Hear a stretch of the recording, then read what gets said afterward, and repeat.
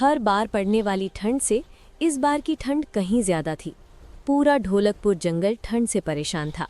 गज्जू हाथी, कूकू कोयल, ब्लैकी कौआ, चंपू गधा, मोंटी बंदर और चंपा लोमड़ी सब बस एक बढ़िया गर्मा गर्म घर बनाने में लगे थे। और फिर एक दिन चीकू खरगोश का घर बनकर तैयार हो जाता है। वो उसमें खुशी खुशी रहने लगता है। तभी एक दिन चंपा लोमड़ी वहां आती है और वो बहुत दुखी होकर चीकू खरगोश से कहती है, अरे चीकू खरगोश, तुम तो बहुत समझदार निकले। ठंड से बचने के लिए तुमने कितना बढ़िया घर बनाया है। अब क्या बताऊं चीकू खरगोश, ठंड इतनी पड़ रही कि मुझसे तो अब चाहकर भी अपना घर नहीं बना पा रहा। तो क्या चीकू खरगोश, कुछ दिनों के लिए तुम मुझे अपने साथ रख सकते हो? मैं तुम्हें बढ़िया बढ़िया खाना बनाकर खिलाऊंगी। चीकू खरगोश उसकी बात मान जाता है और उसे अपने साथ अपने घर में रहने देता है।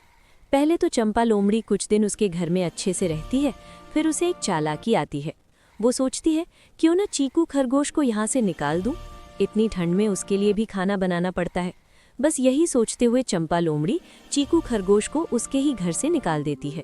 चीकू खरगोश उसको खूब दुखी होकर चीकू खरगोश को अपने घर से निकलना ही पड़ता है। तभी चीकू खरगोश मोंटी बंदर के पास जाता है और उसे चंपा के बारे में सब कुछ बताता है और उससे कहता है कि वो उसके साथ चले और चंपा को घर से बाहर निकाले। चीकू खरगोश को लेकर मोंटी बंदर चंपा लोमड़ी के पास जाता है और उस पर गुस्सा करते हुए उसे बाहर निकलने को कहता है। तभी चंपा लोमड़ी मोंटी बंदर को धीरे से अपने पास बुलाती है और उसके कान में कहती है, अरे मोंटी बंदर, तुम यहाँ रह सकते हो। इतना गर्म घर देखकर मोंटी बंदर चंपा लोमड़ी की बात मान जाता है और फिर दोनों मिलकर चीकू खरगोश को फिर बाहर निकाल देते हैं। अब चीकू खरगोश ब्लैकी कौवे के पास जाता है, उसे पूरी बात बताता है। मोंटी बंदर की तरह ब्लैकी कौवा भी चंपा लोमड़ी के पास जाता है और चीकू खरगोश को उसके ही घर से निकालने के लिए उस पर गुस्सा करने लगता है। फिर चंपा लोमड़ी ब्लैकी कौवे को भी अपने साथ रहने को कहती है। मोंटी बंदर के साथ साथ अब ब्लैकी कौवा भी उन लोगों के साथ रहने लगता है। ये सब देखकर चीकू खरगोश को अब कुछ समझ नहीं आ रहा था। जिसको भी लेकर आ रहा था वो सब चंपा के साथ उसी के घर में रहने लग जा रहे थे। तभी चीकू खरगोश को गज्जू हाथी का ख्याल आता है, क्योंकि पूरे ढोलकपुर जंगल में अगर कोई समझदार है तो वो है गज्जू हाथी। बस यही सोचते हुए चीकू खरगोश ठंड में कंपकपाते हुए गज्जू हाथी के पास पहुंचकर उसे सारी बात बताता है।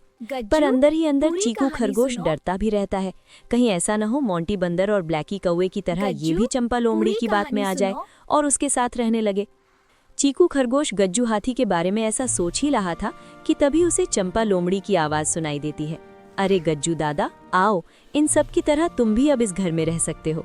और हाँ, मैंने आज गाजर का हलवा भी बनाया है, चलिए अंदर, अभी आपको खिलाती हूँ।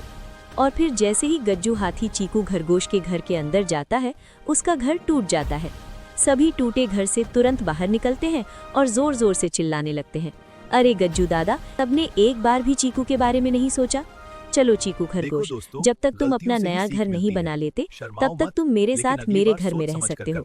और हाँ चीकू खरगोश, एक बात और ध्यान रखना, कभी भी किसी के साथ बुरा नहीं करना चाहिए, क्योंकि बुरे काम का नतीजा हमेशा बुरा ही होता है।